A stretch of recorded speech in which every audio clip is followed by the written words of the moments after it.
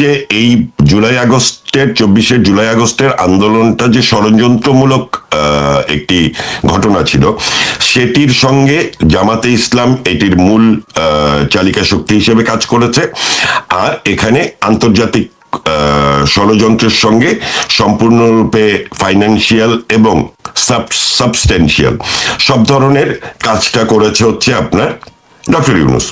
এখন ডক্টর ইউনূস ক্ষমতা দখলের পরে জামাত যে উচ্ছ্বাস এবং উল্লাস নিয়ে রাজনীতিতে তারা ফিরে আসলো, সেই জায়গাতে দাঁড়িয়ে আপনার স্পষ্টভাবে একটি জিনিস বোঝা যায় যে ষড়যন্ত্রটা মূলত ছিল বাংলাদেশকে পরাজিত করা, এবং ডক্টর ইউনূস আন্তর্জাতিক চক্রান্তকারী যোগাযোগগুলো করে এবং দেশের অভ্যন্তরে এই পুরো জনগণের অংশটাকে সম্পৃক্ত করে হচ্ছে জামাত, এবং এই ষড়যন্ত্র করে সাধারণ মানুষের সঙ্গে প্রতারণা করে তারা 5 আগস্ট শেখ হাসিনাকে ক্ষমতা থেকে উৎখাত করে। শেখ হাসিনাকে ক্ষমতা থেকে সরানো এটি কিন্তু বাংলাদেশ আওয়ামী লীগ কিংবা ব্যক্তি শেখ হাসিনাকে সরানো নয়, কিন্তু এইটি মূলত বাংলাদেশকে বাংলাদেশের রাজনীতিতে অপ্রাসঙ্গিক করে দেয়া। তার মানে 5 আগস্টের পরে 1971-এর প্রেক্ষাপটে পাকিস্তান যেমন দখলদার বাহিনী ছিল, ঠিক একই রকম ভাবে 5 আগস্টের পরে বাংলাদেশে ইউনূস, জামাত এবং পরবর্তীতে যারা এনসিপি হলো, এরা সবাই জামাতেরই প্রোডাক্ট। এরা হচ্ছে বাংলাদেশের দখলদার বাহিনী। এই দখলদার বাহিনী তারা প্রথমত সংবিধানটাকেই, মূলত বাংলাদেশের স্বাধীন বাংলাদেশের মূল ভিত্তি 72-এর সংবিধান এবং সেটার যে মূল দর্শন আমরা সবাই বাঙালি, এই জায়গাটাকে তারা ডিমেইন করে তারা পাকিস্তানপন্থী রাজনীতির সূচনা করতে চেয়েছিল। এই জায়গাতে দাঁড়িয়ে অন্যতম গুরুত্বপূর্ণ একটি ব্যক্তি হচ্ছে রাষ্ট্রপতি। আপনি দেখেন, আমরা আপনার শোতেই কিন্তু আমরা বারবার বলেছি যে আমরা সাবেক সেনা প্রধানকে বেনিফিট অফ ডাউট দিতে চাই, কারণ যখন সংবিধান বাতিল করার প্রশ্ন আসলো তখন সেনা প্রধান বক্তৃতা দিল এনাফ ইজ এনাফ। যখন রাষ্ট্রপতিকে সরানোর জন্য সব রকম ষড়যন্ত্র করে মব সৃষ্টি করলো, তখন সেনা প্রধান 9 ডিপ পাঠিয়ে বঙ্গভবনকে প্রোটেক্ট করলো। কিন্তু মূলত এই প্রক্রিয়াতে কিন্তু স্ট্যান্ড নিয়েছিল বিএনপি, যে সাংবিধানিক শূন্যতা তৈরি হবে যদি রাষ্ট্রপতিকে সরিয়ে দেওয়া হয়। তার মানে বাংলাদেশকে পরাজিত করে দখলদার বাহিনী যখন 5 আগস্টের পরে আবার বাংলাদেশটাকে দখল নিল, তখন সাংবিধানিক প্রক্রিয়াতে বাংলাদেশটাকে রাখার জন্য অন্যতম গুরুত্বপূর্ণ ভূমিকা পালন করেছিল বিএনপি। এবং তখন নেতাদের কথা আমরা শুনেছি, সাংবিধানিক শূন্যতা তৈরি হবে, জুলাই সনদ বাস্তব। প্রথমে তো তারা জুলাই চার্টার ঘোষণা করতে চেয়েছিল কিন্তু শহীদ মিনারে। আপনি দেখেন একের পর এক দিন পেছাচ্ছে, শেষ পর্যন্ত কিন্তু বিএনপির অবস্থানের কারণে তারা সংবিধান বাতিল করা এবং রাষ্ট্রপতিকে পদত্যাগ করাতে পারেনি, এবং তার উপর ভিত্তি করেই কিন্তু এই 12ই ফেব্রুয়ারির নির্বাচনটা হয়েছে। তাহলে বিএনপি দীর্ঘদিনের রাজনৈতিক চর্চার ভেতর দিয়ে বাংলাদেশে তারা মূলত মুখে বলবার চেষ্টা করেছে তারা মুক্তিযুদ্ধের পক্ষে রাজনৈতিক দল, জিয়াউর রহমান স্বাধীনতার ঘোষক, কিন্তু তারা সবসময় ঐক্য করেছে দেশ বিরোধীদের সঙ্গে।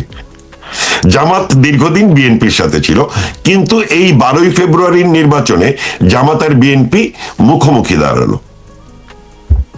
এবং এই যে সংসদ অধিবেশন হচ্ছে, সেই সংসদ অধিবেশনটা কেমন হতে পারে,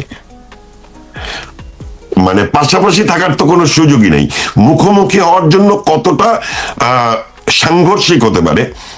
আপনি দেখবেন জুলাই সনদের বাস্তবায়নের যে সংস্কার পরিষদের বাস্তবায়নের যে শপথ, সেই শপথটা বিএনপি নেয় নাই, তারা সংবিধানের পক্ষে অবস্থান নিল।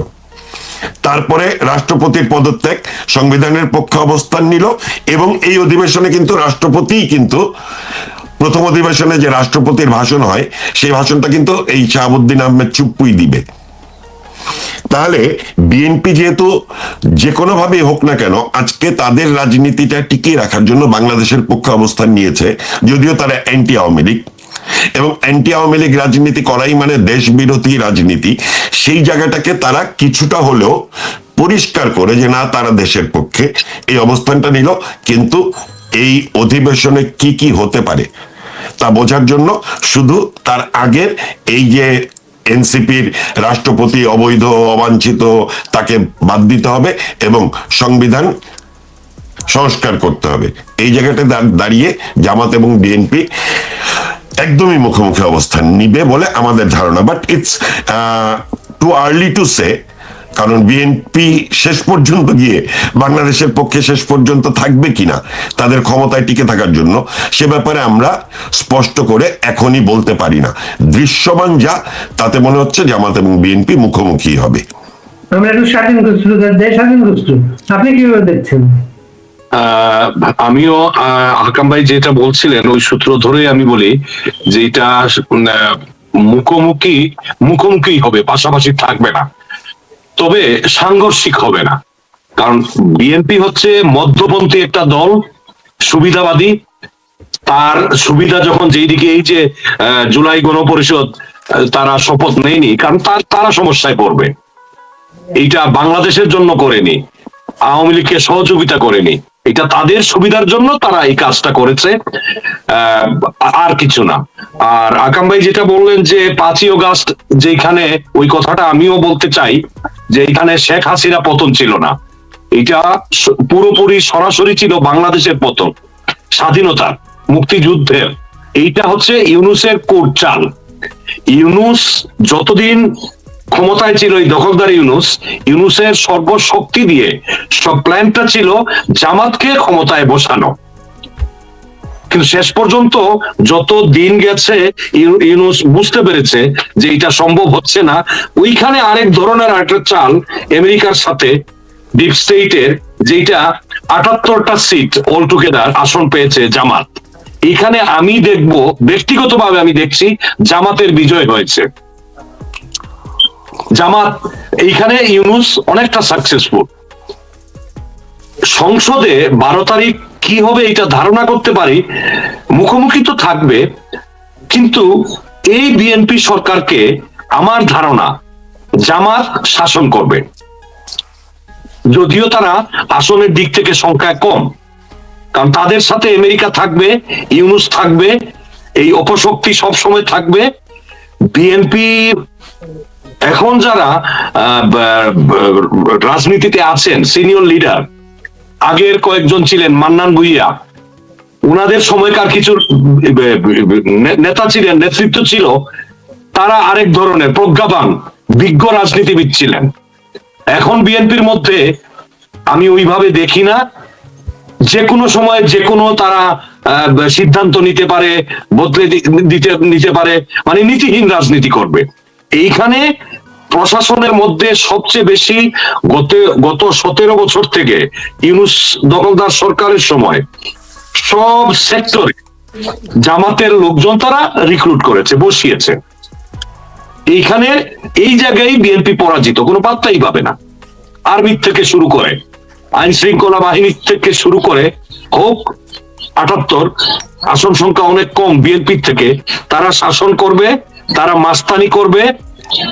এটা আমাদের জন্য দুঃখজনক, আমরা হেরে গেলাম, আসলে হেরে গেছি। একটু এর কাছে যাই। আগাম জুলাই সনদটা এমন ভাবে তৈরি করা,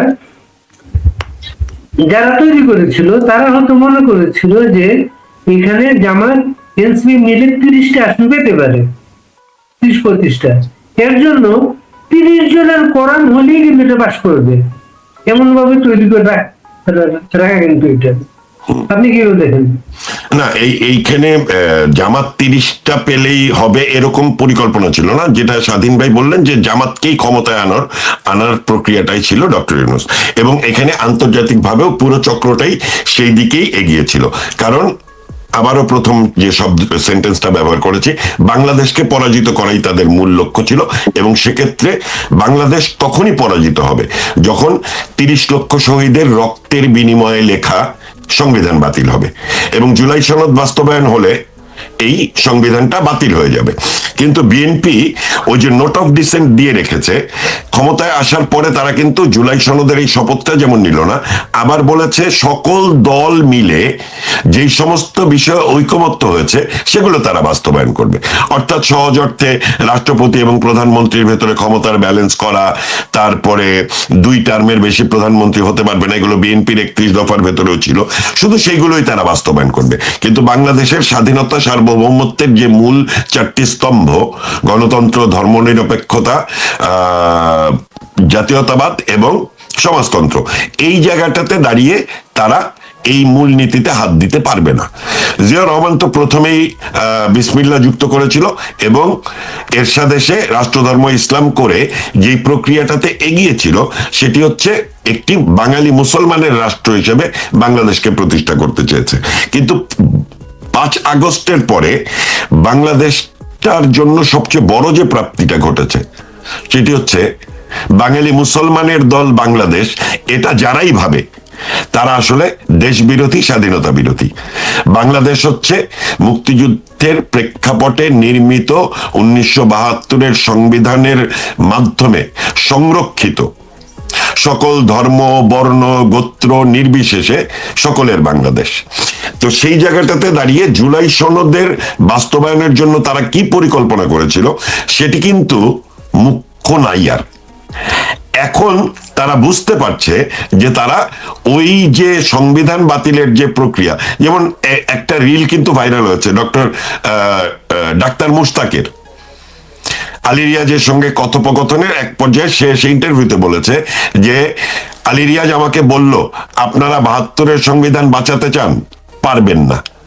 কিন্তু তারা ভাবে নাই যে তাদের ষড়যন্ত্র সফল হবে না, অর্থাৎ জামাত ক্ষমতায় আসবে না। তারা এটাই ভেবেছিল, তারা ভেবেছিল ইউনূসই ক্ষমতায় থাকবে।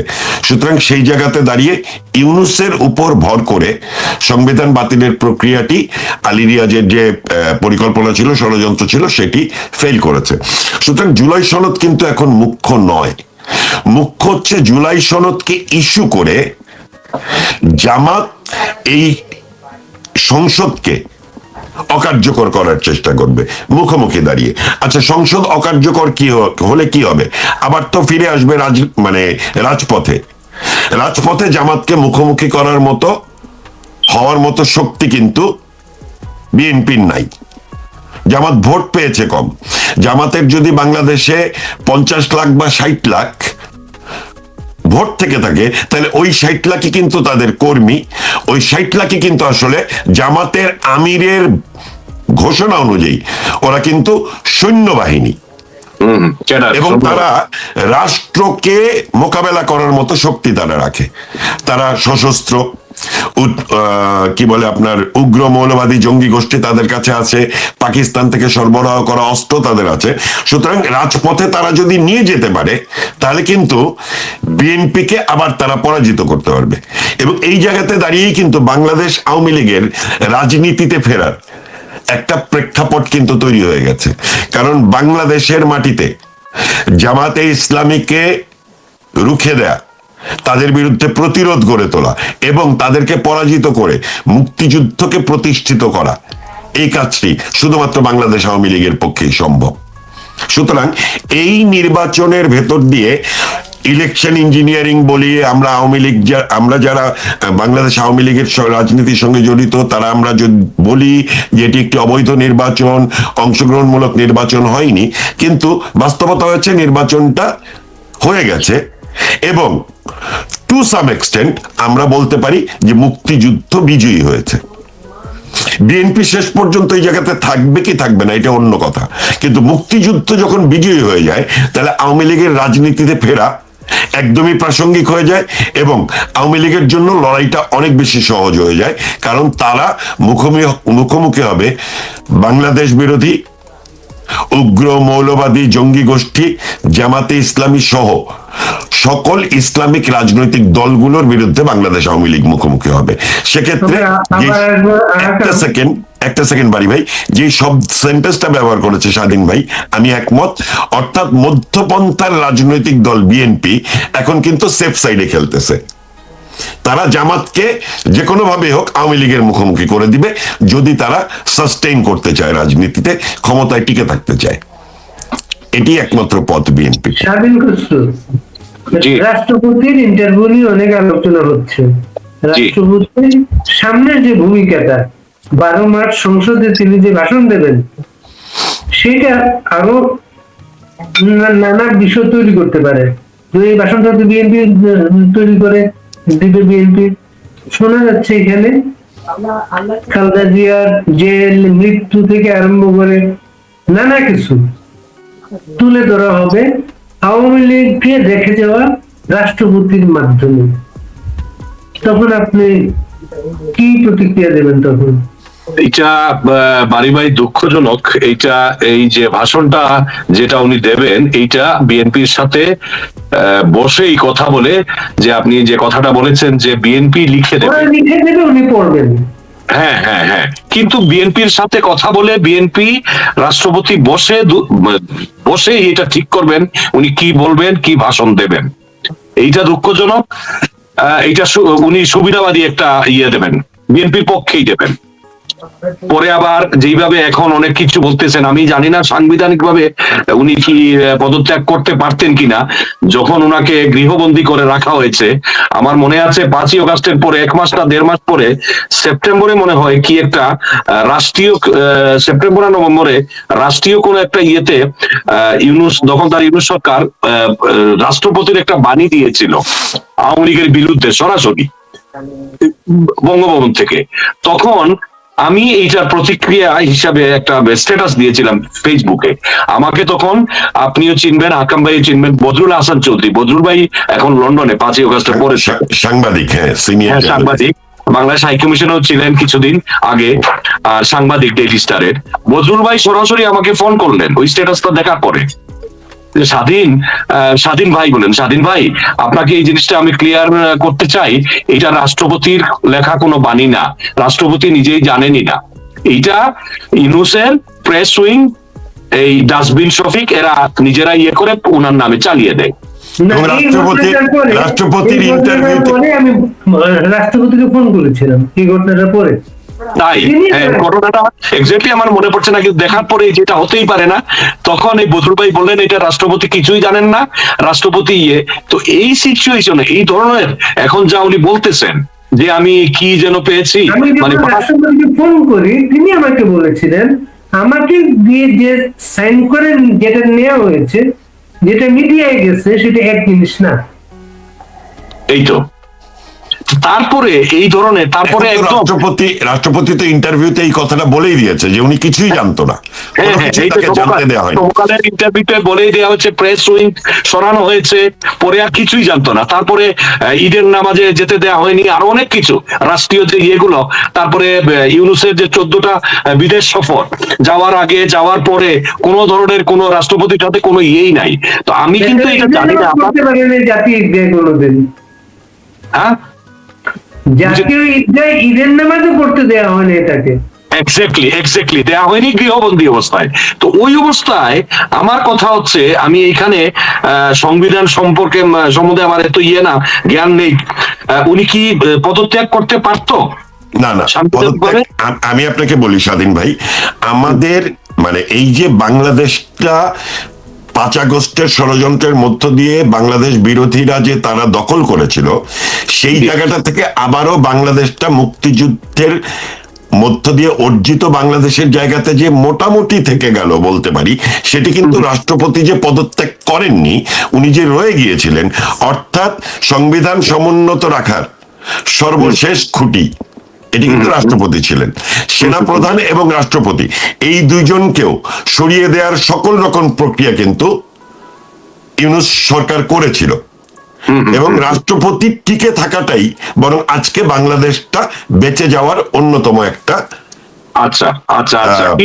কিন্তু এখানে দখলদার ইউনূস সরকার আর ওয়াকারুজ্জামানের তাদের তো মেইন গোলটা ছিল, টার্গেটটা ছিল, তারা এত কনফিডেন্ট ছিল যে তারা এই জামাতকেই পাওয়ারে আনতেছে। কারণ বাইরের যত কোটচাল বাইরের যত শক্তি, উগ্রবাদী মৌলবাদী সব মিলে যে বিএনপি কে একটা কথা, সোজা কথা, যেটা ইউনুস লন্ডনে আসার পরে এটা খুবই ভাইরাল হয়েছিল, এটা ফটোশট শপে যদিও করা, এআই দিয়ে, যে তারেক রহমানের হাতে ইউনুস একটা মূলা দিয়ে গেছেন, মূলা ঝুলাই দেয়া। তো বিএনপি কে ডক্টর ইউনুস প্রথম থেকেই ওইভাবে ট্রিট করেছে, দল হিসাবে, রাজনীতি হিসাবে পুরো পাওয়ারটাই, ক্ষমতাটাই ছিল তো ইয়ের মাধ্যমে, জামাতকে সাথে নিয়ে, এই মৌলবাদীদের সাথে নিয়ে। ইউনুস ওয়াজ ফুললি কনফিডেন্ট ওয়াকার, তারপরে তাদের দোসর যারা দেশের বাইরে যারা আছে, যে জামাত ফিরে আসতেছে। এইখানে হয় নাই যেটা আপনি বলছেন আকাম ভাই, হ্যাঁ আমরা উনি থাকাতে ঠিক আছে, ক্লিয়ার নাও যে উনি শেষ পর্যন্ত থাকাতে, কিন্তু ইউনুসরা যদি ওখানে বিজয়ী হয়ে যেত, আমরা তো এটা পারতাম না। উনি সেটাই আমি আপনাকে বলতে চাচ্ছিলাম যে এখানে দুই ভাবে ইউনুসের পরাজয় হয়েছে, দুই ধাপে। প্রথম ধাপ হচ্ছে তারা রাষ্ট্রপতিকে পদত্যাগ করাতে পারেনি এবং বাংলাদেশের সংবিধান বাতিল করতে পারেনি। এইখানে একটি গুরুত্বপূর্ণ ভূমিকা পালন করেছিল বিএনপি এবং সেনা প্রধানও, তিন বাহিনী প্রধানও। কারণ রাষ্ট্রপতি তার ইন্টারভিউতে কিন্তু বলেছে, যখন নাকি ইউনুস তাকে পদত্যাগ করতে চাপ দিচ্ছে, তাকে বঙ্গভবন থেকে বের করে দেওয়ার জন্য মব পাঠাচ্ছে, তখনও কিন্তু তিন বাহিনী প্রধান বলেছিল, আপনি নিশ্চিন্তে থাকেন, আপনার নিরাপত্তা আমরা দেব। এবং আমার মনে আছে এই কাজটা হয়েছে বিএনপির, এইটা আমিও ক্লিয়ার, যখন এই যে টুকাইরা হাসনাতরা যখন আলটিমেটাম দিয়ে দিল সোমবারের মধ্যে রাষ্ট্রপতিকে পদত্যাগ করতে হবে, সেনাবাহিনী তিন বাহিনীর প্রধান দিয়ে করলেন, বিএনপি তখন বঙ্গভবনে গিয়ে রাষ্ট্রপতির সাথে ওরা বসলো মিটিং এ। বের হওয়ার পরে এখনো আমার পরিষ্কার মনে আছে, ইউনুস তো ওই গ্রুপেই, ইউনুস কিন্তু এটা করিয়েছে, যেটা হইতে পারে না। ওরা কে যে আলটিমেটাম দিয়ে দেবে রাষ্ট্রপতিকে যে সোমবারের মধ্যে পদত্যাগ করতে হবে। বিএনপি মিটিং করার পরে, বসার পরে যখন বের হলো, প্রেসের সামনে মির্জা ফখরুল ইসলাম আলমগীরের কথা ছিল যে আমরা রাষ্ট্রপতির সাথে সৌজন্য সাক্ষাতে গিয়েছিলাম। এইখানে রাষ্ট্রপতি এখন যে সাক্ষাৎকার দিয়েছেন সমকালে, ওই সাক্ষাৎকারের ইঙ্গিতটাই পাওয়া গেছে, মানে আমার মনে হয়েছে যে ওই মিটিংটাই ছিল, বিএনপি সহযোগিতা করেছে, বলেছে যে আপনি আপনার জায়গায় অটল থাকেন, আপনি পদত্যাগ করবেন না, আমরা আছি আপনার সাথে সাংবিধানিক ভাবে। এইটা বিএনপির ছিল, এই সহযোগিতা বিএনপি করেছে, যেটা রাষ্ট্রপতিও স্বীকার করলেন এখন। আর ওই সময় মির্জা ফখরুল ইসলাম আলমগীরের কথা ওইটা ইউনুস বুঝতে পারে নাই। আমি সেটাই তো বলছি যে এখানে মানে ইউনুস 5 আগস্টে বিজয়ী হয়ে ক্ষমতা দখল করার পরে সে তো তার এটাকে মগের মুল্লুক ভেবেছিল, পরবর্তীতে আমরা এটাকে মবের মুল্লুকও বললাম। এই যে মবের মুল্লুক এবং মগের মুল্লুক, এই যে ইউনুস ভাবলো যে সে এটা হয়ে গেছে এবং সে কোনো কিছুকেই তোয়াক্কা করে না, তার প্রথম পরাজয় হচ্ছে 8 আগস্টেই সে সংবিধান ছুঁয়ে শপথ করলো। এই কাজটা কে করালো? সেনাবাহিনী করালো, সেনা প্রধান করালো। আচ্ছা, সংবিধান ছুঁয়ে শপথ করে এসে সংবিধানকে বাতিল করে দিতে চাইলো, ছুঁড়ে ফেলে দিতে চাইলো, 2 দফা মব আলটিমেটাম দিয়ে পারলো না শেষ পর্যন্ত। তারপরে বিএনপি স্ট্যান্ড নিল, তার পদত্যাগের করতে দিবে না। এইখানে ইউনুসের হচ্ছে দ্বিতীয় দফা পরাজয়। তৃতীয় দফা পরাজয় হচ্ছে সে তারেক জিয়াকে লন্ডনে গিয়ে কিন্তু থ্রেট করেছিল যে তুমি বাড়াবাড়ি করো না, কারণ তোমার নামে 21শে আগস্টের মামলা আছে, 10 ট্রাক অস্ত্র মামলা আছে, এবং তোমাকে কিন্তু দেশে ফিরতে দেওয়া হবে না। আপনি দেখেন, মা অসুস্থ, মারা যাচ্ছে, কিন্তু ছেলে আসছে না, আসতে পারছে না, এবং এক পর্যায়ে কিন্তু তারেক জিয়া বলেছে যে আমার ফিরে যাওয়া শুধু আমার ইচ্ছার উপরে নির্ভর করে।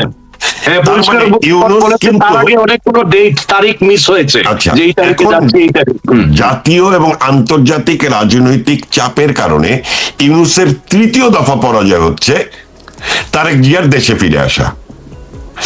এবং দেশে ফিরে আসার পরেও সে যে কোনো মূল্যে জামাত এবং এনসিপি কে ক্ষমতায় বসাতে চেয়েছে। সেইখানে হচ্ছে তার চতুর্থ এবং ফাইনাল পরাজয়। এবং এই ফেরার সময়টা, তার আগে কিন্তু তারেক জিয়ার বিরুদ্ধে যে কয়টা মামলা ছিল এগুলো কিন্তু খারিজ করে নেওয়া হয়েছে। এটা সেটাই তো বলছি, কিন্তু এই মামলাগুলোর খারিজ প্রক্রিয়াও তো অবৈধ। ডক্টর ইউনুসের বিরুদ্ধে রায় হয়েছে, সেটা যেমন অবৈধ, তারেক জিয়ার এই মামলা প্রত্যাহার করা অবৈধ। কিন্তু এই কাজটা ইউনুস করতে বাধ্য হয়েছে কারণ জাতীয় এবং আন্তর্জাতিক চাপ ছিল। এবং মাঠের জনগণ। আগামুল্লাহ আপনার মব নিয়ে কথা বলছেন। আচ্ছা, আমি একটু এই জায়গাটা শেষ করি। এটা তো চতুর্থ পরাজয় বললাম ইউনূসের। পঞ্চম পরাজয় কিন্তু শুরু হয়েছে সে যাওয়ারও একদিন আগে। মন্ত্রী পরিষদ সচিবকে যে পরিবর্তন করলো, তার ভেতর দিয়ে সে যে সিভিল ব্যুরোক্রেসি, পুলিশ, আর্মি, এই জায়গাগুলোতে যে সে তার লোকগুলো বসিয়েছিল, এই জায়গাগুলোতে কিন্তু বিএনপি এসে প্রথমেই আস্তে আস্তে সরাতে শুরু করলো। সেনাবাহিনী করলো, গতকালকে পুলিশ কমিশনারকে সরিয়ে দিয়েছে, করলো, সবগুলো করেছে। কিন্তু অত্যন্ত গুরুত্বপূর্ণ একটা ঘটনা ঘটে গেছে, সেটা হচ্ছে বাংলাদেশ ব্যাংকের গভর্নরকে কিন্তু মব করে সরিয়ে দেওয়া হয়েছে। এবং এই বিষয়টাই আমি আপনাকে মব নতুন স্বরাষ্ট্রমন্ত্রী বলেছিলেন মবকে তারা করতে দেবে না। মব চলছে আওয়ামী লীগের অফিস খুলতে গিয়ে মবের শিকার হচ্ছে মানুষ। তারপরে বাসে মব হয়েছে, বাংলাদেশ ব্যাংকে হলো, তারপরে ইয়াতে যখন বরিশালে আদালতে আমরা দেখলাম, আজকে আবার সুপ্রিম কোর্টে দেখলাম সেটা। এখন এই পরিস্থিতিতে শেখ হাসিনা যে দলের নেতাদের বলেছেন তোমরা দেশে ফিরে যাও, আমি আসছি, এটার রিঅ্যাকশন কি হতে পারে? এটা তো আমি এখনো পরিষ্কার নাই যে আদৌ কি নেত্রী বলেছেন, আমার এখনো সন্দেহ হচ্ছে। না, নেতৃত্ব একদম 5 আগস্টের পর থেকেই উনি বলতে শুরু করেছেন যে বাংলাদেশ আওয়ামী লীগ রাজনীতিতে ঘুরে দাঁড়াবে, এবং এই নির্বাচনকে অবৈধ এবং অগ্রহণযোগ্য নির্বাচন হিসেবে আইডেন্টিফাই করার জন্য শেখ হাসিনার ওই একটি স্টেটমেন্টই কিন্তু গুরুত্বপূর্ণ, এবং দ্যাট ওয়াজ এনাফ। সেটা হচ্ছে যে যেই ব্যালটে নৌকা নাই সেই ব্যালটে ভোট দিতে আওয়ামী লীগ যাবে না। এবং আমাদের যে বিশ্বব্যাপী এবং দেশের অভ্যন্তরে এই যে ক্যাম্পেইন গড়ে তুলেছিলাম যে নো ভোট নো ভোট, এইটার কারণে কিন্তু এই যে 59% ভোট কাস্টিং দেখালো, এটা কিন্তু একটি ইলেকশন ইঞ্জিনিয়ারিং হয়েছে এবং অবৈধ নির্বাচন হয়েছে, এটা প্রমাণ করে দিল। কারণ বাংলাদেশে 50% মানুষ বাংলাদেশ আওয়ামী লীগের, এটা 40 হচ্ছে মিনিমাম, কিন্তু 2008-এর হিসাব যদি আমরা ধরি তাহলে এটি 47 থেকে 50, এবং সাধারণ জনগণের যে সুইং ভোট সেটাকে যদি আমরা যুক্ত করি তাহলে 60 থেকে 70% হচ্ছে মুক্তিযুদ্ধের পক্ষে, বাংলাদেশের পক্ষে, এবং এই 5 আগস্ট পরবর্তীতে বাংলাদেশ আওয়ামী লীগের পক্ষে। তাহলে বিএনপির ভোট এবং জামাতের ভোট এটাই জেনুইনলি কাস্টিং হয়েছে 32-33%। এটাকে যে 59% দেখানো হয়েছে, এটি হচ্ছে ইলেকশন ইঞ্জিনিয়ারিং, অর্থাৎ ভোট চুরি বা ভোট জালিয়াতি এবং রাতের ভোটের নির্বাচন। শেখ হাসিনার এই যে কথাটি, যেটি স্বাধীন ভাই বলছিলেন যে উনি এই কথা বলেছেন কিনা, নেত্রী কিন্তু অনেক আগে থেকেই বলে আসছেন, ইভেন 32 ভাঙার পর দিন থেকে, যে তোমরা প্রতিরোধ গড়ে তোলো। কিন্তু দেশের ভেতরে নেতৃত্ব না থাকার কারণে, অর্থাৎ আমি এই কারণেই বলছি নেতৃত্ব নাই, এই কারণে তো উনি বলেছেন যে তোমরা দেশে যাও। অর্থাৎ ধরে নেই আমরা যে মিনিমাম ডেমোক্রেসি হয়েছে, মিনিমাম মব চলছে, আওয়ামী লীগের অফিস যেমন খুলতেও দেওয়া হচ্ছে, আবার আওয়ামী লীগ অফিস খুলতে গেলে সেখানে মারা হচ্ছে, সবই হচ্ছে। কিন্তু আওয়ামী লীগকে আন্দোলন করে, ষড়যন্ত্র মোকাবেলা করে, লড়াই করে রাজনীতিতে ফিরতে হবে, এটা তো বাস্তবতা। সেই বাস্তবতাতে দাঁড়িয়ে আমরা যারা নাকি আজকে দেশের বাইরে এসেছি, আওয়ামী লীগ নেতারা যারা দেশের বাইরে আছে, তারা দেশের ভেতরে যাওয়া, গ্রেপ্তার হওয়া, নির্যাতন সহ্য করা, এই প্রক্রিয়াগুলো যদি না ঘটে তাহলে বাংলাদেশ আওয়ামী লীগ কি কোনোদিন ঘুরে দাঁড়াতে পারবে? পারবে না তো। আজকে আমাদের এখানে একজন মুক্তিযোদ্ধা রাজেকুল হায়দার চৌধুরী, তিনি বলেছেন একটা লাইন, এখন আওয়ামী লীগের যেসব নেতা দেশে ফেরত যাবে, সে অ্যারেস্ট হবে, জেলে যাবে, জামিনে বেরোবার পরে ফুলের মালা পাবে, আর যে এখন আসবে না, ফিরবে না, সে বিচ্ছিন্ন হয়ে যাবে। একদমই তাই। মানে আপনার মানে রাজনৈতিক লড়াই করে, রাজপথে রাজনৈতিক লড়াই করে দলকে সুসংগঠিত করা, এটি তো বাংলাদেশ আওয়ামী লীগের চেয়ে অভিজ্ঞ আর কোনো রাজনৈতিক দল নেই। কারণ আমরা কোনোদিন ওই ক্যান্টনমেন্টের বন্দুকের নলে বিএনপি গঠন হয়েছে, অবশ্যই। বাংলাদেশ আওয়ামী লীগ সেই দল নয়। বাংলাদেশ আওয়ামী লীগ বাংলাদেশের জনগণকে ঐক্যবদ্ধ করে 7 কোটি মানুষকে ঐক্যবদ্ধ করে বঙ্গবন্ধু মুক্তিযুদ্ধ করেছেন, বঙ্গবন্ধুর নেতৃত্বে মুক্তিযুদ্ধ অবশ্যই হয়েছে।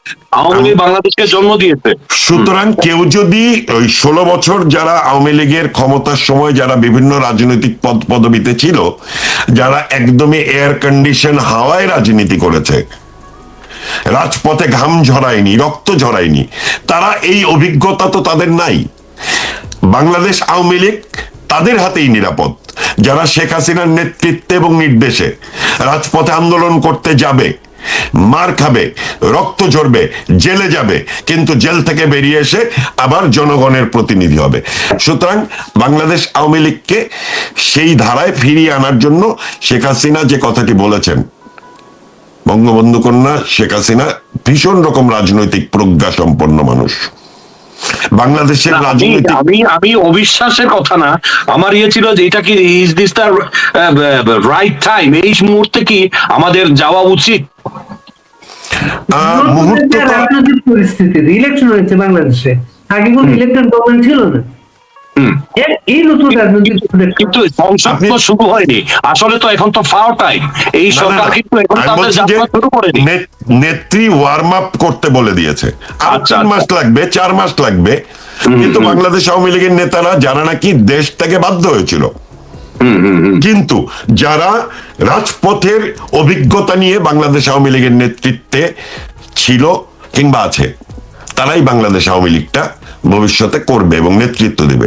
অর্থাৎ হাইব্রিড কিংবা এয়ার কন্ডিশনড রুমের রাজনৈতিক নেতারা কিন্তু বাংলাদেশ আওয়ামী লীগের রাজনীতিতে কোনোভাবেই তারা কি বলে প্রাসঙ্গিকই না। বাংলাদেশ আওয়ামী লীগের রাজনীতিতে তারা প্রাসঙ্গিক যারা শেখ হাসিনার রাজনৈতিক অভিজ্ঞতাকে, সংগ্রামের অভিজ্ঞতাকে সামনে রেখে যারা রাজপথে নামে। শেখ হাসিনার হাত ধরে বাংলাদেশে প্রথম গণতন্ত্র প্রতিষ্ঠিত হতে শুরু করে 1981 সালে। উনি দেশে ফিরে আসার পরে বাংলাদেশ আওয়ামী লীগকে উনি সুসংগঠিত করতে শুরু করেন এবং বাংলাদেশের রাজনীতিতে না, সারা বিশ্বের রাজনীতিতে রাজনৈতিক শক্তির বাইরেও সামাজিক সাংস্কৃতিক গোষ্ঠী অত্যন্ত গুরুত্বপূর্ণ ভূমিকা পালন করে। গণতন্ত্রের জন্য, সাধারণ মানুষের অধিকারের জন্য, শ্রমিকদের অধিকারের জন্য, কৃষকদের অধিকারের জন্য। শেখ হাসিনা 81 সালে ফিরে আসার পরে 82 সাল থেকে প্রথমে সামাজিক সাংস্কৃতিক রাজনৈতিক সংগঠনের গুলোর ভেতরে ঐক্য হয় এবং সংস্কৃতি কর্মীরা, সমাজ কর্মীরা তারা ঐক্যবদ্ধ হতে শুরু করে। সময়টা দেখবেন ওনার 81-তে দেশে ফিরে আসা, উনি একের পর এক বাংলাদেশের গ্রাম, জেলা, ইউনিয়ন করে সম্মেলন করে করে বাংলাদেশ আওয়ামী লীগকে সুসংগঠিত করছে। একই সময়ে সাংস্কৃতিক সামাজিক সংগঠনগুলোও কিন্তু গড়ে উঠছিল। 1984 সালে কিন্তু সম্মিলিত সাংস্কৃতিক জোট প্রতিষ্ঠা হয়। বাড়ি ভাই সেই প্রতিষ্ঠাকালীন আন্দোলনের সময় উনি একজন সংবাদকর্মী, কিন্তু সম্মিলিত সাংস্কৃতিক জোটের প্রতিষ্ঠার সঙ্গে জড়িত।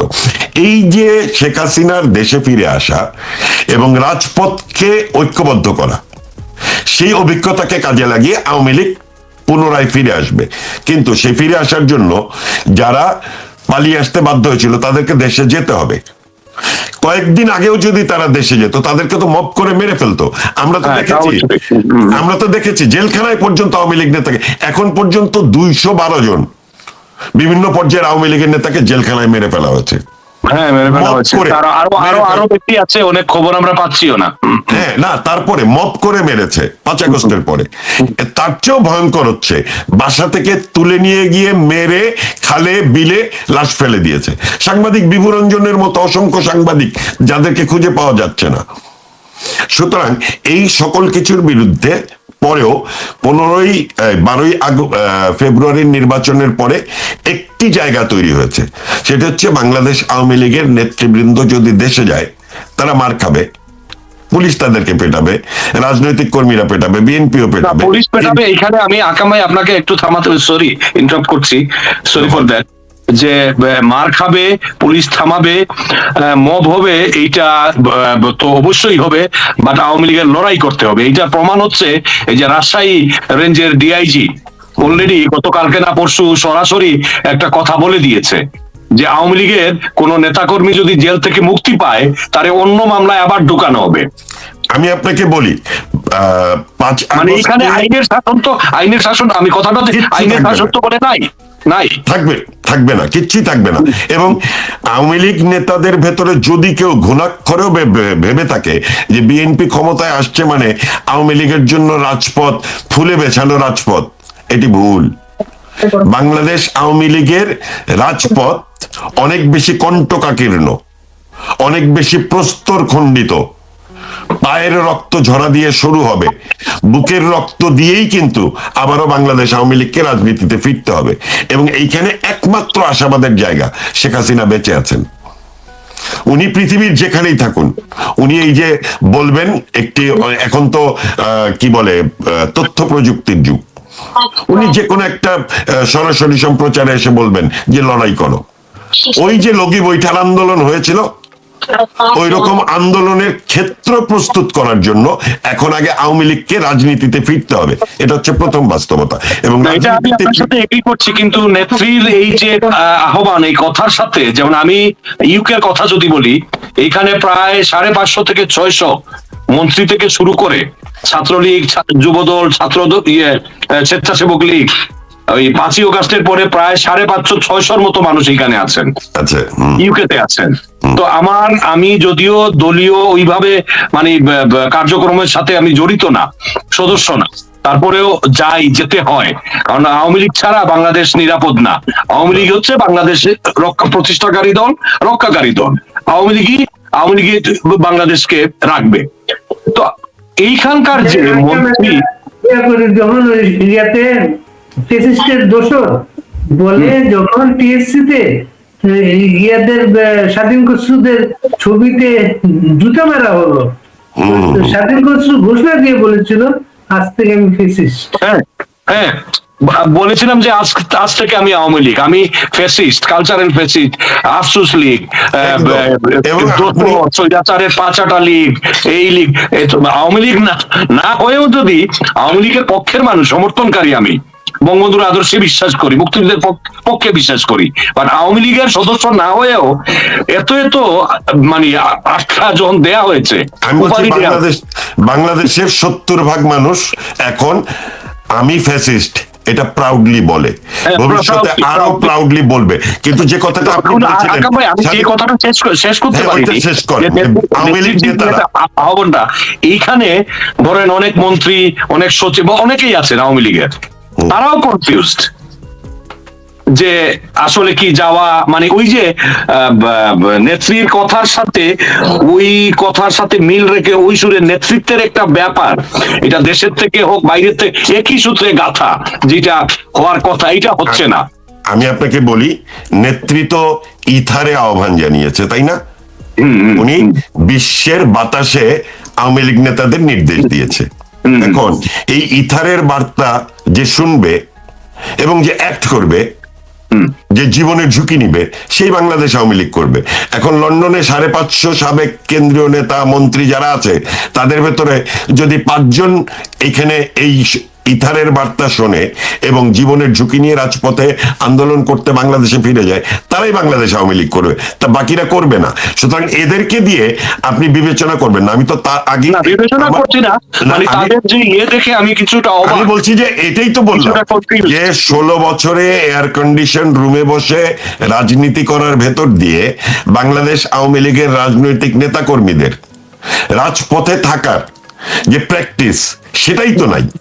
এবং যারা হাইব্রিড, যারা অসংখ্য রকম ভাবে মানে বিভিন্ন রকম ভাবে তারা এখন তাদের মানে তেল হয়েছে, চর্বি হয়েছে, তারা ফিরে যাবে না।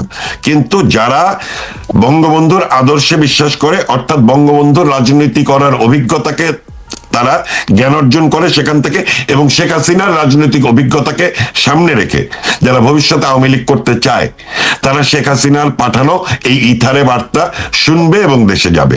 আর যে যাবে না, সে বাংলাদেশ আওয়ামী লীগ করার জন্য অপ্রাসঙ্গিক হয়ে যাবে। স্বাধীন কষ্ট, আপনি যদি ফিরে যান, আপনি আগামীতে আওয়ামী লীগের নেতৃত্বে আসবেন, এটাই এখন তৃণমূলের আওয়ামী লীগের অবস্থা। তৃণমূল আওয়ামী লীগ সুস্পষ্টভাবে 2টা জায়গাতে অবস্থান নিয়েছে। একটা হচ্ছে শেখ হাসিনার নির্দেশ, আরেকটা হচ্ছে শেখ হাসিনার নির্দেশ পালন করে যে সকল মানুষ তৃণমূলের মানুষের পাশে গিয়ে দাঁড়াবে, হ্যাঁ, উনি তো আগেই বলেছেন যে জনবিচ্ছিন্ন যারা নেতৃত্বে ছিল আওয়ামী লীগের নেতা, আপনি এদেরকে যদি- সরিয়ে দেওয়া হবে। আপনি যদি যান, আপনি বাংলাদেশ আওয়ামী লীগের নেতৃত্বে আসবেন। একজন দর্শক লিখেছেন আরিফ রসুল পাপ্পু, এক কথায় গলি থেকে রাজপথ, আওয়ামী লীগের এখন কাজ করতে হবে, নেতাদের দেশে এসে রাজনৈতিকভাবে মোকাবেলা করতে হবে, এর কোনো বিকল্প নাই। একদম, এটা হচ্ছে বটম লাইন বাংলাদেশ আওয়ামী লীগের জন্য। এবং বাংলাদেশ আওয়ামী লীগের লড়াই এই ছাড়া, bottom- কাজ ছাড়া তো আওয়ামী লীগ আসতে পারবে না ক্ষমতায়, আর আসতে হলে এটা করতেই হবে। ওরা তো আপনাকে আমি চাইবে বলি, না। আপনাকে মানে ওই যে চতুর্থ দফায় ইউনূসের ফেইলিয়ার আর 12ই ফেব্রুয়ারির নির্বাচনে বিএনপির ক্ষমতায় আসা, এটি প্রাথমিক একটি ভিত্তি তৈরি করেছে যে একটি নির্বাচিত সরকার দেশে, সুতরাং আওয়ামী লীগ যদি দেশে যায় এবং তাদের উপরে যদি নির্যাতন, জুলুম, কারাবরণ এগুলো করতে হয়, হত্যা করা হয়, এই সব কিছু বাংলাদেশ আওয়ামী লীগের রাজনীতিতে ফিরে আসাকে প্রাসঙ্গিক করে তুলবে। এবং অদ্ভুত রকম ভাবে বাংলাদেশের সাধারণ মানুষের কাছে যে জনপ্রিয় শব্দ ছিল ফ্যাসিস্ট, যেটি নেগেটিভ শব্দ ছিল, সেই শব্দটা কিন্তু এখন পজিটিভ হয়ে গেছে। যে কথা আপনি বললেন যে আপনি ফ্যাসিস্ট, আপনি তো আওয়ামী লীগ করেন নাই কখনো। তাহলে সেই প্রেক্ষাপটে দাঁড়িয়ে বিএনপি যদি বিএনপির নেতৃত্বে যখন নাকি একটি সরকার, তখন যদি আওয়ামী লীগের নেতাদের উপরে নিপীড়ন নির্যাতন করতে হয়, তাহলে আন্তর্জাতিকভাবে যারা নাকি বিশ্ব রাজনীতিতে গুরুত্বপূর্ণ ভূমিকা পালন করে, তাদের প্রশ্নের মুখোমুখি বিএনপি হবে। বিকজ তারা তো ভোটের মাধ্যমে নির্বাচিত সরকার। ইউনূসের অন্যতম শক্তি ছিল সে এমনিতেই জনগণের প্রতিনিধি না, সে ক্ষমতা দখলকারী। আর বিএনপি কিন্তু আজকে জনগণের প্রতিনিধি। সুতরাং বিএনপি যদি জনগণের বিপরীতে জনগণকে নির্যাতিত করে, আওয়ামী লীগকে নির্যাতন করে, তাহলে বিএনপির জবাবদিহিতা কিন্তু করতে হবে আন্তর্জাতিক রাজনৈতিক অঙ্গনের কাছে, যেটা ডক্টর ইউনূসের ছিল না। সুতরাং এই যে বিএনপির কিংবা যারা সরকারে আছে তাদের যে মিনিমাম জবাবদিহিতার জায়গাটা তৈরি হয়েছে, এই ছোট্ট প্ল্যাটফর্মে দাঁড়িয়েই আওয়ামী লীগকে ফিরতে হবে। সেটা অনেক কঠিন, অনেক দীর্ঘ লড়াই। আবার স্বাধীন খসরুর কাছে আসি। স্বাধীন খসরু, আপনাকে অনেক কৃতজ্ঞতা। আপনি ইফতারের সময় আপনি ইফতারটা করলেন, আমরা দেখলাম। আমাদের সঙ্গে এইটা যুদ্ধে আসছি তো আমরা। জি জি, আমাদের এখানে অনেক ফেরেস্তা ছিলেন আমাদের দেশে, একদল ফেরেস্তায় দেশ চালিয়েছেন, সবাই নানা কথাবার্তা বলতেন, শুনতাম আমরা আর কি।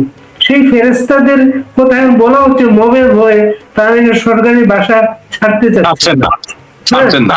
এবং নানা জনের নামে নানা অঙ্কের টাকা পয়সার ইয়ে বেরোচ্ছে, কেউ কোন জবাব দিতে পারছেন না। আমি আপনাকে শুধু এইটুকু বলি, মব তো মাত্র শুরু হয়েছে। যে মব করে ইউনূস রাষ্ট্র ক্ষমতা দখল করেছিল না, শুধু বাংলাদেশ একটি রাষ্ট্রের অন্যতম গুরুত্বপূর্ণ উপাদান হচ্ছে অভ্যন্তরীণ আইন শৃঙ্খলা রক্ষাকারী পুলিশ, তাকে ধ্বংস করেছে, সিভিল ব্যুরোক্রেসি ধ্বংস করেছে, বিচার ব্যবস্থা ধ্বংস করেছে, এবং সর্বশেষ সেনাবাহিনীও তারা ধ্বংস করতে চেয়েছিল।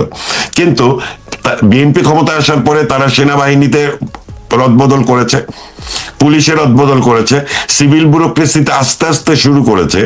কিন্তু খুব গুরুত্বপূর্ণ হচ্ছে এই যে বাংলাদেশ ব্যাংকের গভর্নরকে মব করে সরালো এবং তার বিপরীতে আমির খসরু মাহমুদ বলল আরো মব করতে হবে। অর্থাৎ ইউনূস যে লোকদেরকে বসিয়েছে তাদেরকে কোনো ঘোষণা দিয়ে বা কোনো চিঠি দিয়ে কিন্তু সরাতে পারবে না, এটা বিএনপি জানে, কারণ তারা আন্তর্জাতিকভাবে শক্তিশালী। বিএনপি কিন্তু মব করে তাদেরকে সরাবে। এবং আপনি নিশ্চিত থাকেন এই উপদেষ্টারা যারা সরকারি বাড়ি ছাড়ে নাই বা ছাড়ছে না, মব করে তাদেরকেও সরানো হবে। যেমন কুকুর তেমন মুগুর, তুমি মব করে দেশ দখল করেছো, তোমাকে মব করেই সরানো হবে। না, আমার মনে হয় আকরাম ভাই, সংসদ বসার পরে এখন মন্ত্রিত্ব তো বন্টন করা হয়েছে, এই বাড়িগুলো তো ছাড়তে হবে। যেমন বাড়ি ভাই যেটা বললেন যে বাড়ি ছাড়ছে না, ইউনূস নিজেও ছাড়ে নাই, যমুনা ছাড়ে নাই, কিন্তু আমি ফান করে একটা স্ট্যাটাস দিয়েছিলাম যে খোঁজ নিয়ে দেখা দরকার যমুনা কোনো বিদেশির কাছে লিজ দিয়ে দিয়েছে কিনা। সে তো সবই লিজ দিয়ে দিচ্ছে। এটা হতেই পারে, কিন্তু এইখানে ইয়ে হচ্ছে, আসিফ নজরুল বলেছে কি, সে বলেছে বাড়িটার প্রতি মায়া পড়ে গেছে। এই ফকিন্নির কথা, আমি সরি এই শব্দ ইউজ করলাম, তারে চিনি তো অনেক আগে থেকে। শেখ হাসিনা সরকারি বাসায় থেকেছে গণভবনে। গণভবন কি শেখ হাসিনার সম্পত্তি, আওয়ামী লীগের সম্পত্তি? শোনেন, তুমি এই যে মবের কথা তো বললেন, আর তারপরে যে টাকা পাচার এক একজনের টাকা পাচার, ফারুকির এইটা নিয়ে আমি একদম মানে একদম ওদেরকে জনগণ পিটাবে কষ্ট ভাই। আকাম ভাই, অথেন্টিক নিউজ সোর্স থেকে আমার পাওয়া, এটা হচ্ছে শেখ হাসিনা সরকার যখন আওয়ামী লীগ ক্ষমতায় ছিল, তখন তো আওয়ামী মোনাজ শিল্পীরা তার ঠেলায় বিটতে পারতো না, টিশা আর ফারুকির ঠেলায়। এটা গণভবন হোক, বঙ্গভবন হোক, ইভেন মেট্রো রেল উদ্বোধন করতে গেছেন আওয়ামী লীগ করে যারা, রুকিয়া প্রাচীর মতো মানুষ সুযোগ পান নাই। টিশা কিন্তু শেখ হাসিনার পাশে দাঁড়ানো উদ্বোধনে। পলক হচ্ছে সব একদম ওই যে এক মায়ের পেটের ভাই ভাই ফ্রম ডিফারেন্ট মাদার, এইটাও না, এক মায়ের পেটে। তারপরে ওই যে খোকন যে ছিল উপ প্রেস সচিব। এনিওয়ে, এই আওয়ামী লীগের সময় 16 কোটি টাকা তারা নিয়েছে এই ফারুকির মাধ্যমে, ভালোবাসার বাংলাদেশ ডকুমেন্টারি করবে। এটা 3 জনকে দেওয়া হয়েছিল, ওরা মুজিবকুর পড়া শুরু করলো পাঞ্জাবির সাথে। এই ভাই বেরাদার ফারুকির চেলা, একজন রেদওয়ান রনি, একজন হচ্ছে আশফাক নিপুন, আরেকজন হচ্ছে ফারুকির আপন ভাই কিবরিয়া ফারুকি, সে এখন অস্ট্রেলিয়ায়। ওই সময় ওই টাকাটা যে পাচার করছে, তারা 3 জন, ছবি কিন্তু শেষ হয় নাই। পরে এই গভর্নমেন্ট আসার পরে, দখলদার ইউনূস আসার পরে, সে 12টা ছবি বানাবে, ফারুকি করলো সংস্কৃতি মন্ত্রণালয় থেকে। এইখান থেকে আরো কোটি কোটি টাকা এই তাদের চেলা চামুন্ডরা যেটা আছে ভাই বেরাদার, এর মধ্যে ইমেল হক নামে একটা আছে, যেটা ওই যে আমি বলি জুলাই পাদুগর, যেটা গণভবনকে করেছে পাদুগর। এই পাদুগরের যে 110 কোটি টাকা আনছে, তারপরে 12টা ছবির যে টাকা নিছে, এইখান থেকে একটা ছবি শুধু করা হয়েছে জুলাই সন্ত্রাসীদেরকে, জুলাই সন্ত্রাসী, এটার নাম হচ্ছে অগাস্ট ফাইল। আর বাকি 11টা কোনো কোর্ট নাই। আপনি তো অর্থনৈতিক দুর্নীতির কথা বলছেন ইউনূস গঙের, ফারুকিদের, যেহেতু আপনি ইলেকট্রনিক মিডিয়ার মানুষ, আপনার কাছে এটার ব্যাপারে একদম সঠিক পরিসংখ্যানই আছে। সে অলরেডি বাড়ি কিনে ফেলছে সিডনিতে। যে কোনো সময় এটা নিয়ে আবার আমি লিখেছিলাম, এটা নিয়ে আবার অন্য আরেকটা নিউজ পোর্টাল গ্রুপ করেছে, স্বাধীন কচু বলেছেন যে এদের যে অর্থ আত্মসাদের, রাষ্ট্রের অর্থ আত্মসাদের খবর বেরিয়েছে, এটা তদন্ত না হওয়া পর্যন্ত যেন পালাতে না দেওয়া হয়। অলরেডি সে বাড়ি কিনে ফেলেছে, গোপনে ফ্যামিলি শো সে একটা ধান্দা করছে যে বিএনপিতে ঢুকতে পারে কিনা। সে বিএনপি নির্বাচিত হওয়ার পরপরই সে স্লোগানটা চেঞ্জ করে ফেলেছে যে সবার আগে বাংলাদেশ। তারপরে কি সে স্ট্যাটাস দিয়েছে যে এখন পর্যন্ত তারেক রহমানের কার্যক্রম দেখে বোঝা যাচ্ছে উনি জিয়াউর রহমানের পথে এগুচ্ছেন। এইটা একটা ধান্দা করেছে সে বিএনপিতে সে ঢোকার জন্য। যখন এটা হচ্ছে না, সুযোগ সন্ধানী, সে আওয়ামী লীগ ছিল, পরে সে জামাত ছিল, পরে ইউনূস, এখন বিএনপি আসছে, সে বিএনপিতে যাওয়ার চেষ্টা করছে। এই দুইটা ওপেনলি স্লোগান, একটা হচ্ছে সবার আগে বাংলাদেশ তারেক রহমানের স্লোগানটা, আরেকটা হচ্ছে তারেক রহমান এগুচ্ছেন জিয়াউর রহমানের পথে। যখন এটা দেখছে কোনো কিছু হচ্ছে না, সে গোপন সূত্রে যে অথেন্টিক খবর, সে পালানোর চেষ্টায় আছে। এই যে 12টা ছবির যে টাকা নিছে, জুলাই জাদুঘরের যেটা আত্মসাৎ করছে, এটা সব তার ভাই বেরাদার গ্রুপ। এই জুলাই জাদুঘর যেটা পাদুঘর করছে, এইখানে যে কোম্পানি দেখানো হয়েছে, এটাতে তিশা আছে আর ইমেল হক আছে। আমি আপনাকে বলি খসরু ভাই, এটা তো হচ্ছে অর্থনৈতিক দুর্নীতি, ইটস অ্যান ইন্ডিভিজুয়াল ইস্যু। কিন্তু আমি যে কথাটা মূলত ফোকাস করতে যাচ্ছি, ডক্টর ইউনূসের গঙের অর্থনৈতিক দুর্নীতির চেয়েও বড় দুর্নীতি হচ্ছে রাজনৈতিক দুর্নীতি। রাজনৈতিক দুর্নীতি কি? আমার বাংলাদেশ জন্মের মূল ভিত্তি 71, পাকিস্তানকে পরাজিত করা, তারা পাকিস্তানের দিকে যাওয়া এবং পরাজিতদের হাতে আবার বাংলাদেশ তুলে দেয়, এটা তো রাজনৈতিক দুর্নীতি। 32 নম্বর বঙ্গবন্ধুর বাড়ি, যে 32 নম্বর বাংলাদেশের ঠিকানা, সেই 32 নম্বর ট্রাস্ট করে জনগণের জন্য দিয়ে দিয়েছে, সেই বাড়িটা পুড়িয়ে ফেললেন। গণভবন, এটি তো প্রধানমন্ত্রীর বাসভবন, এটি তো শেখ হাসিনার বাড়ি নয়। আবার জাদুঘর করে দিলেন ওইখানে। যদি আমি আপনাকে বলি, ওই জায়গাতেই যদি স্থাপনাটা আরো বড় করত এবং সেখানে যদি আরো কিছু মানুষকে থাকার আশ্রয়ের ব্যবস্থা করা হতো, সেটাও হতে পারত। কিন্তু তার চেয়েও বড় কথা হচ্ছে গণভবন কিন্তু লুই কানের যে সংসদের কি বলে আপনার সংসদ ভবনের যে নকশা, সেইটারই অংশ কিন্তু গণভবন। হ্যাঁ, অংশ। তার মানে সংসদ হচ্ছে 72-এর সংবিধান, সংসদ হচ্ছে গণতন্ত্র।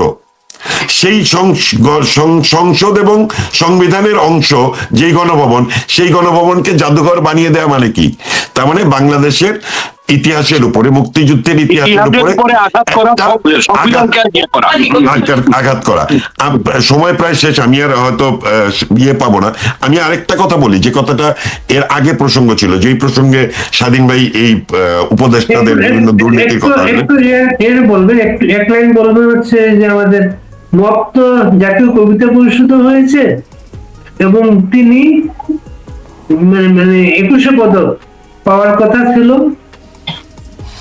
না, আজকে অনুষ্ঠানের দিন মোহন ভাইয়ের কথা বলছেন, মোহন রায় উনাকে পাওয়ার কথা ছিল, উনি গিয়েছেন, উনাকে ফেরত দেওয়া হয়নি। এইখানে জুলাই সন্ত্রাসী লালবদর এক মেয়ে, ওর নাম আমি জানি না, আমি গুগল থেকেও বের করতে পারিনি। ফারুকির বর্ণনায় হচ্ছে উনি নাকি নাচের মাধ্যমে মেডিটেশন করাতেন, যেখানে মুনমুন আহমেদের মতো মানুষ নাচের, এখনো অনেক বড় বড় আমাদের রতি মহারথীরা আছেন। এইখানে এই মেয়ে অজানা অচেনা, এই মেয়ে নৃত্যের জন্য সে 21 পদক পায়। অর্থে আহমেদ না, এটা তো এটা নিয়ে আপনার ইয়ে করার কোনো কারণ নাই। আপনি কিন্তু মনে রাখেন, বিএনপি যদি ক্ষমতায় থাকে এবং ভাষার সৈনিক হিসাবে গোলাম আজমকেও কিন্তু মরণোত্তর 21 পদক দিতে পারে। এটা নিয়ে আমি কিন্তু আমি বলছি যে রাজনৈতিক দুর্বৃত্তায়ন, রাজনৈতিক দুর্নীতি, এটি হচ্ছে আগামীর বাংলাদেশটাকে গড়ে তোলার জন্য এইটা বোঝা জরুরি। ইউনূস 660 কোটি টাকা সুদ মওকুফ করে নিয়েছে, এটি একটি অর্থনৈতিক দুর্নীতি, কিন্তু সবচেয়ে বড় তার দুর্নীতি হচ্ছে সে বাংলাদেশটাকে মুক্তিযুদ্ধ বিরোধীদের হাতে তুলে দিয়েছে। তার সবচেয়ে বড় দুর্নীতি তুলে দিয়েছে মুক্তিযুদ্ধের যত স্মৃতি সে মুছে ফেলতে চাইছে। এখানে একটা কথা বলি, সরি, লন্ডনে আমি 2082-তে আসছি। এখানে জাতীয় পার্টি 2012 না 2082 বলছেন? না 1982, 1982 হ্যাঁ, আপনি বলছেন 2082। সরি 1982, হ্যাঁ।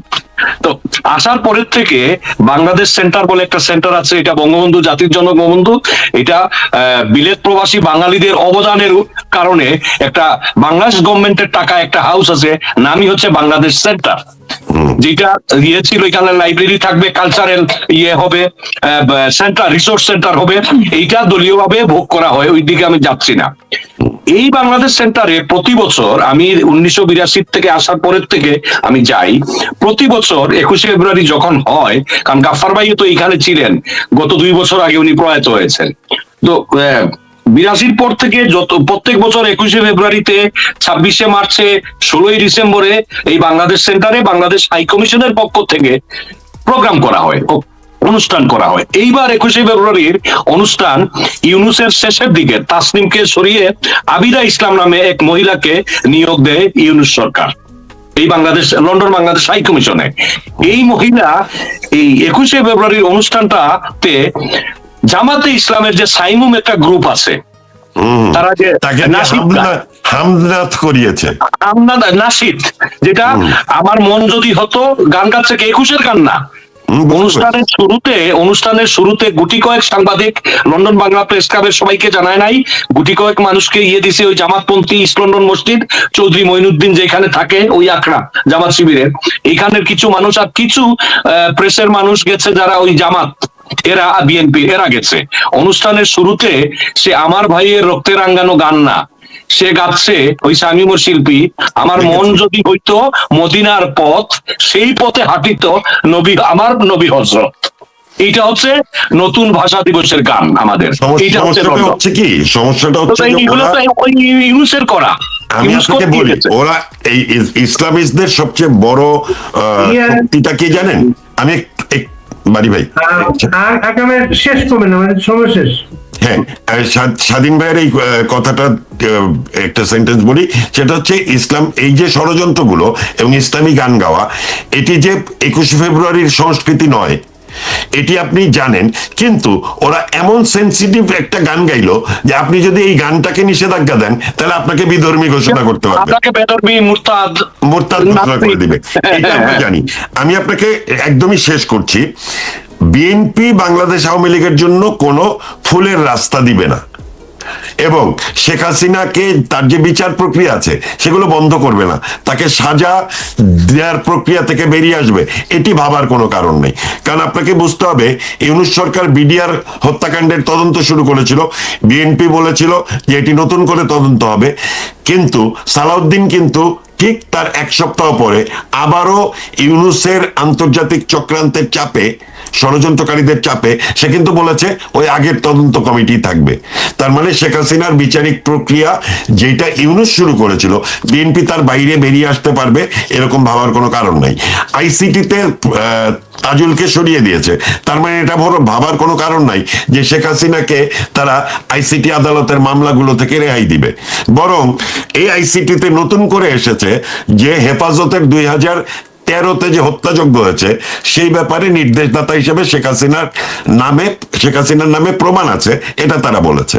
অথচ 2013-র এই হেফাজতের ঘটনায় বিবিসির সাংবাদিক স্পষ্টভাবে এর মধ্যে বলেছে একটিও হত্যাকাণ্ড ঘটেনি। তার মানে কোন সাংবাদিক কি বলছে তা বিএনপি জামাতের কিছুই আসে যায় না, আন্তর্জাতিক মিডিয়া কি বলছে তাতেও কিছু যায় আসে না, প্রমাণ আছে কি নাই তাতেও কিছু যায় আসে না।